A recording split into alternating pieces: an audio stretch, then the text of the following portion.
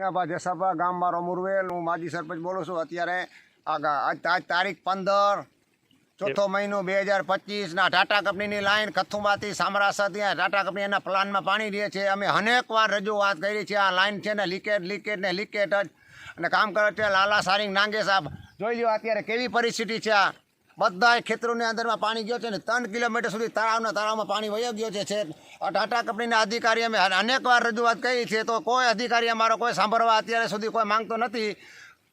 મામલતદાર, collector, પ્રાંત અધિકારી બધે ઠેકાણે રજૂઆત કરેલ છે. આ ખાલી જોઈ લ્યો કે અત્યારે ખેડૂતની કેવી હાલત કરી. ખેડૂત અત્યારે માથે મરવા લાયક ખેડૂત થઈ ગયા છે. સમજી લો, ખેડૂત મૂકીને મજૂરી કરવા માટે ખેડૂત વયા ગયા છે. અત્યારે ખેતર મૂકીને એવી ટાટા કંપની અમારા ખેડૂત બધાની હાલત પૂરી કરી નાખી છે. પાણી બધા ખારા, અમારા તર ખારા થઈ ગયા ખેતીના. અમારા ખેતીમાં કોઈ પાક નિષ્ફળ થાય છે. અમારે પાણી પીવાનું રહ્યું નથી ને અમારે આ વારંવાર ચાલુ જ રહે છે લીકેજ. અમે બધી જગ્યાએ પ્રાંત અધિકારીમાં બધે ટોટલ અધિકારીને અમે જાણ કીધેલી છે, કોઈ જવાબ દેતા નથી. અમારે આના કારણે અમારે પાણી પીવાનું ક્યાંક લેવા જવું પડે. આવા 8-10 મહિનાથી આ પાણીની લાઈન લીકેજ ચાલુ રહે છે. અમારે આમાં ખેતીનો કોઈ ઉપાય રહ્યો નથી. એમ આ સાહેબ છે ટાટા કંપનીના અધિકારી છે.